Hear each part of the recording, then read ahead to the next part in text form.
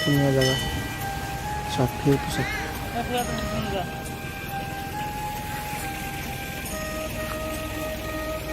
বৰ্তমান আমি আহি পাইছোঁ শালিক বৰ্তমান আমাৰ গণেশ মন্দিৰত পূজা হৈ গ'ল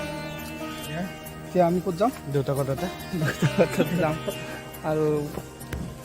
মালিকে ৰখি আছে কেইটা বজাৰ পৰা ৰখি আছে আপুনি 4টা বজাৰ পৰা ৰখি আছে গাড়ী লৈ যাম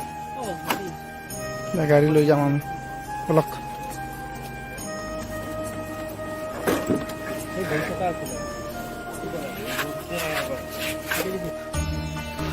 এই বৰ্তমান মেইন গেট ক'ত ৰাখো চেণ্ডেলটো হা